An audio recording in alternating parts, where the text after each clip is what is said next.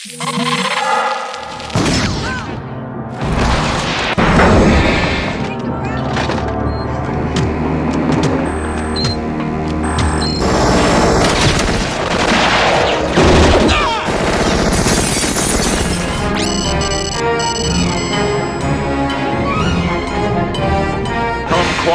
or there will be trouble. Deux robots humanoïdes qui éliminent tout sur leur passage. Voilà le concept simple qui réunit Terminator et Robocop, un concept typique de la série B, offrant la promesse d'une action débridée. Replongeons donc dans les années 80, dans l'histoire de ces deux films. Robocop marque l'arrivée de Paul Verhoeven aux États-Unis. Terminator est le premier film de James Cameron en tant que scénariste et réalisateur. Les deux hommes en sont alors à des étapes différentes de leur carrière. L'un est un cinéaste européen confirmé, l'autre n'est encore qu'un technicien surdoué. Mais tous deux, avec ces films, doivent prouver une chose, leur capacité à diriger un film hollywoodien. Après avoir travaillé dans les effets spéciaux pour Roger Corman sur Les Mercenaires de l'espace ou La Galaxie de la Terreur, pour John Carpenter sur New York 1997, puis vécu une très mauvaise expérience sur son premier film officiel, Piranha 2, James Cameron sait qu'il doit passer à la vitesse supérieure pour véritablement lancer sa carrière de réalisateur. C'est dans cette optique qu'il écrit le script de Terminator, un projet au budget modeste, dans l'air du temps, afin de convaincre les producteurs de lui confier également la mise en scène. À la même époque, Paul Verhoeven a fait le tour de ce qu'il pouvait faire dans son pays d'origine, les Pays-Bas, entre grands succès populaires et polémiques déclenchées par ses films sans concession. Il élargit alors son horizon avec la coproduction américano-européenne La chair et le sang, visant un public plus international, puis franchit véritablement l'Atlantique quand Orion, qui a produit Terminator 2 ans plus tôt, lui propose le scénario de Robocop.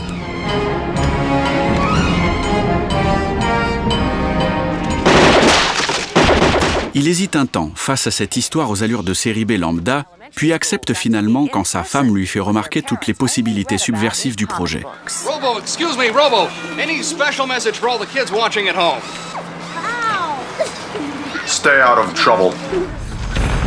James Cameron injecte lui tout son cœur dans l'écriture de son script en se plaçant dans la continuité de 3 films l'ayant profondément marqué, Star Wars, 2001 l'Odyssée de l'espace et Mad Max 2. Chacun dans leur style, les deux réalisateurs vont alors, en 2 coups d'éclat, imposer leurs pattes de réalisateurs dans l'industrie hollywoodienne, se pliant aux conventions industrielles de ce cinéma, tout en affirmant une forte personnalité.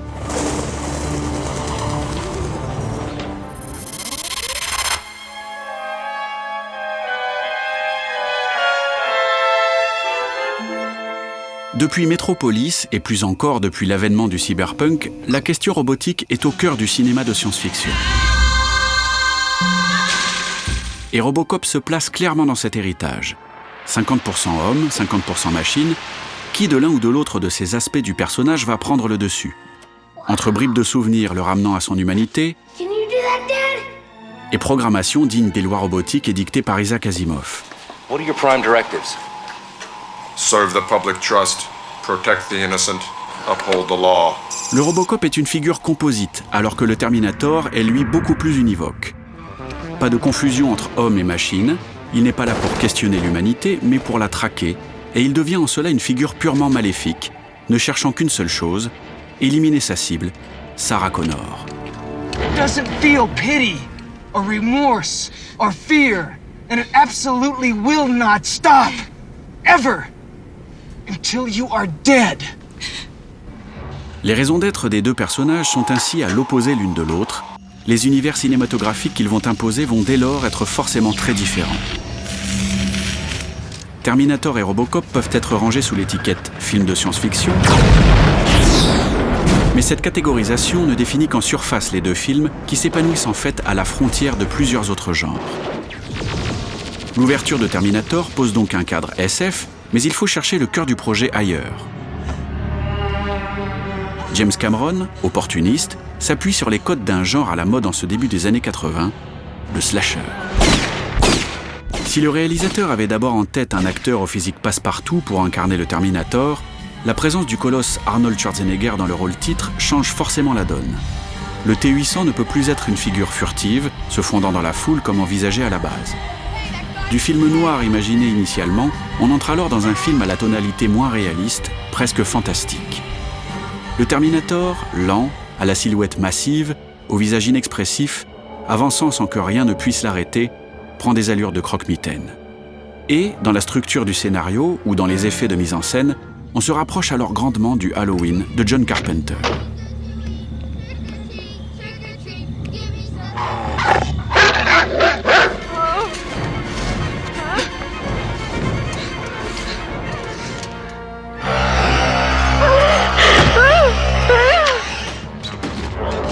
La structure de Terminator est ainsi très simple. James Cameron joue sur un récit à la ligne claire, une longue course-poursuite, une fuite en avant permanente, non loin du road movie, qui se place essentiellement dans le point de vue des trois personnages principaux.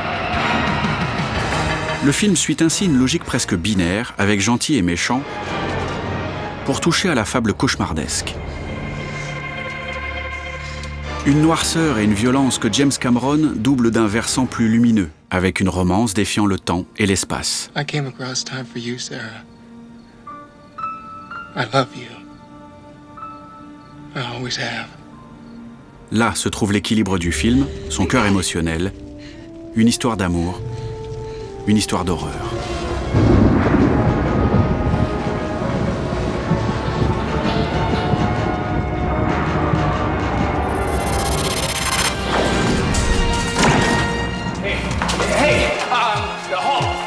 Chez Paul Verhoeven, le récit s'avère plus complexe. Terminator jouait sur une identification totale du public au personnage, sans possibilité de souffler. Robocop prend lui plus de recul. Si l'essentiel des péripéties concerne le Robocop, le spectateur participe également à des réunions politico-policières, suit le regard des collègues de Murphy, assiste à des négociations entre gangsters, ou devient même simple téléspectateur. Cette multiplication des points de vue offre au spectateur une vue d'ensemble sur l'univers outrancier du film, avec une immersion moins frontale que chez James Cameron, mais plus politique, plus grinçante. Nuke 'em. Get them before they get you. Top story, Pretoria. The threat of nuclear confrontation in South Africa escalated today when the ruling white military government of that besieged city-state unveiled a French-made neutron bomb and affirmed its willingness to use the 3-megaton device as the city's last line of defense. Le film s'ouvre ainsi sur des images de journal télévisé très sarcastiques, avant d'embrasser toute une partie du folklore cinématographique américain. Film d'anticipation, évidemment, et aussi polar ou western, en les ancrant totalement dans son époque réganienne, où les jeunes loups flambaient à Wall Street. Le scénario incisif de Michael Miner et Edward Neumeyer, bien aidé par la verve du réalisateur, joue sur la confusion entre plusieurs degrés de lecture. Je voulais des scènes d'action aussi bien fichues que celles de Rambo, des effets spéciaux aussi efficaces que ceux de la Guerre des Étoiles, et un esprit satirique dans la veine de Billy Wilder. Film d'action brutal, parodie cartoonesque. Les deux, évidemment. Verhoeven pousse tellement loin la violence typique du cinéma d'action hollywoodien qu'elle en devient évidemment absurde. Nous sommes à la fin des années 80, les réalisateurs ont désormais du recul sur les codes du film d'action de l'époque. Et ils n'hésitent pas à en jouer, à en souligner les excès grotesques, comme John McTiernan dans Predator, quand Schwarzy et ses comparses détruisaient tout un pan de forêt sans toucher personne. Ou comme ici.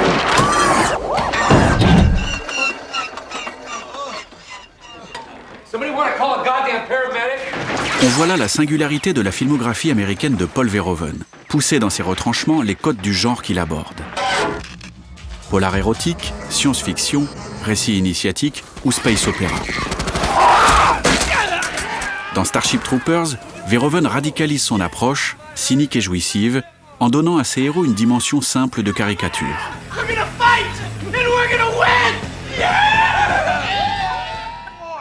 Alors que dans Robocop, la satire se construit sur un récit plus classique, grâce à son personnage principal. Alex Murphy est un grand héros tragique, au sens traditionnel du terme, auquel le spectateur peut largement s'identifier. Verhoeven gagne ainsi sur tous les tableaux, le film entremêlant charge politique acide, suspense implacable, action explosive et destin émouvant du héros.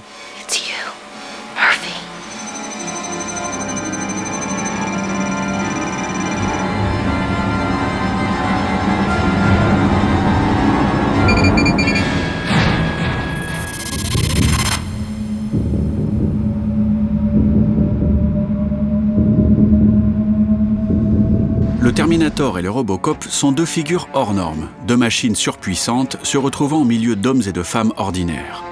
Cette stature devient alors forcément un enjeu de mise en scène pour les réalisateurs. Robocop. Pour attiser l'attente du spectateur, Paul Verhoeven retarde au maximum l'apparition de Robocop, nous montrant d'abord sa vision robotisée, sa silhouette dissimulée, puis les réactions de surprise des policiers avant de ne véritablement le dévoiler.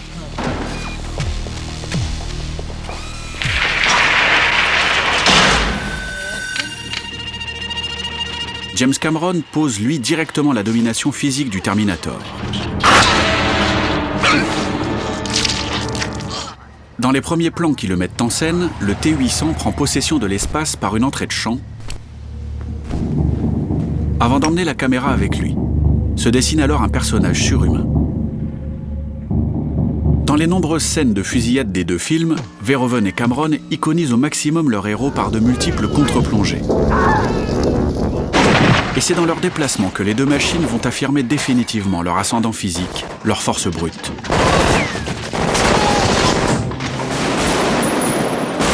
Au cinéma, les gunfights sont souvent caractérisés par les déplacements rapides, les mouvements vifs des protagonistes, alors qu'ici, ils vont se construire sur une certaine lenteur. Le Terminator et les Robocop évoluent sans agitation. Ce sont eux qui impriment le rythme de l'action. Et cela impacte évidemment la mise en image, qui est pensée sur une logique de champ contre champ. Un ennemi fait feu, le Robocop ou le Terminator sont touchés, il réplique en éliminant l'adversaire d'un seul tir.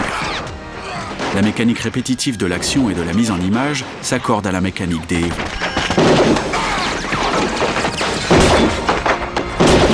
Dans un film classique, on se demande toujours comment les héros peuvent échapper à autant de tirs adverses. C'est une des conventions du genre. Ici, c'est la nature même des personnages invincibles qui le permet.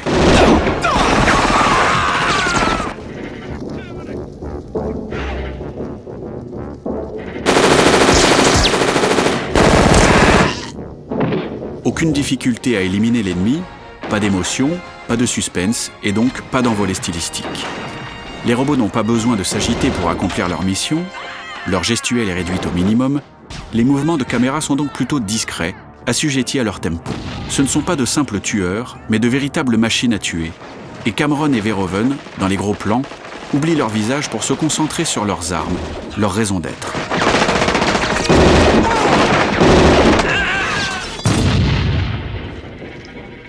Aucune résistance frontale n'est possible, la seule option envisageable est la fuite.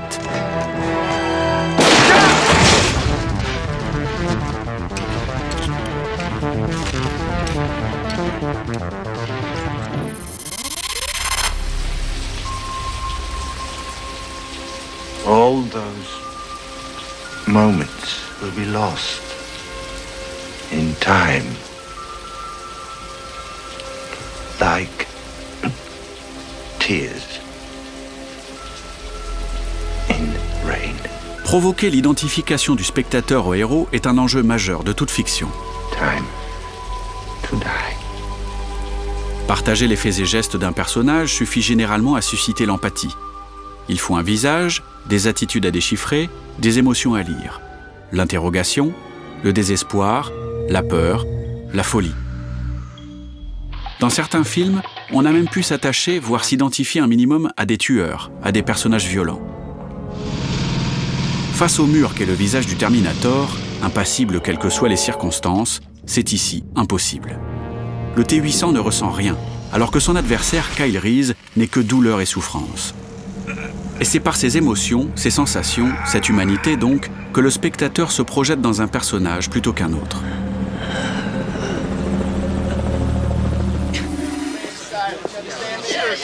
Le visage de Peter Weller est ainsi au centre de Robocop. Murphy, transferring in from Metro South. On le voit débarquer dans le chaos d'un commissariat qu'on découvre avec lui. Au milieu de personnages hauts en couleur, sa simplicité, son côté parfois enfantin, attire immédiatement la sympathie. Et dans ses grands yeux bleus se construit l'humanité de son personnage. Jovialité, peur, souffrance, mort. Okay, let's get out of here. Quand il renaît en tant que robot, ses yeux disparaissent sous un casque, sa gestuelle devient impersonnelle. Dès lors, comment savoir où est sa part d'humanité? On partage parfois son regard, comme avec le Terminator, mais ce n'est pas la vue subjective qui permet de s'identifier à un personnage. Pour cela, plutôt que de voir à travers leurs yeux, il faut pouvoir se plonger en eux. Le cinéma est un art de la surface. L'apparence d'un personnage doit alors en refléter l'intériorité. Et au fil des péripéties, les deux machines vont peu à peu se débarrasser de leurs apparats pour dévoiler leur véritable nature. Un robot derrière un homme derrière un robot. La pseudo-humanité du T-800 n'est ainsi qu'une coquille vide, une simple couverture qu'il va perdre au fur et à mesure du film. Squelette métallique, œil rougeoyant, il se montre alors véritablement, sans artifice. Et c'est à ce moment, paradoxalement, qu'on croit distinguer un peu de vie dans cette machine. Son visage n'est plus aussi neutre que sous son apparence humaine, il devient plus agressif, maléfique. On voit enfin une lueur dans ses yeux, une lueur démoniaque certes, mais qui lui donne une véritable expressivité et le rend encore plus angoissant.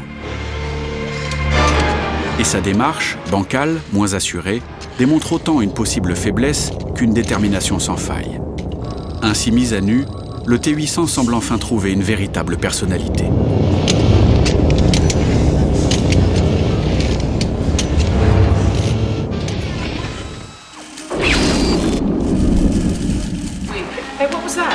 Pour Robocop, ce sont des souvenirs fragmentés qui vont venir perturber cette machine bien programmée.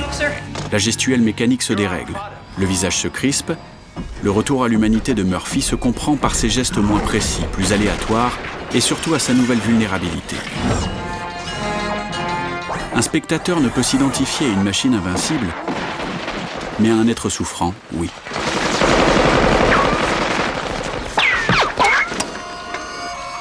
Prisonnier d'un corps robotisé, c'est quand Murphy redécouvre son visage, son regard, qu'il redevient définitivement maître de lui-même. Plus question de se masquer dès lors. Looking for me? Toujours flic, toujours robot, mais surtout humain.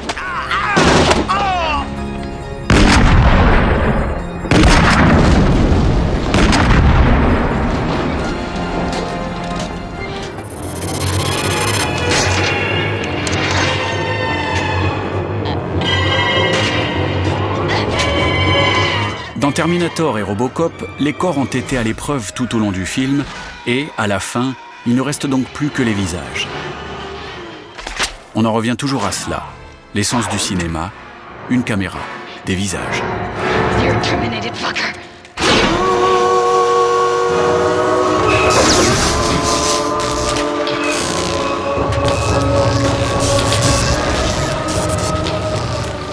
Nice shooting, son. What's your name? Murphy.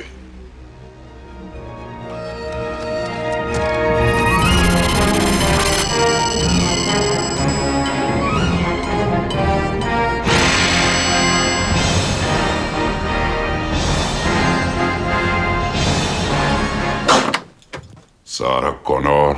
C'est à côté.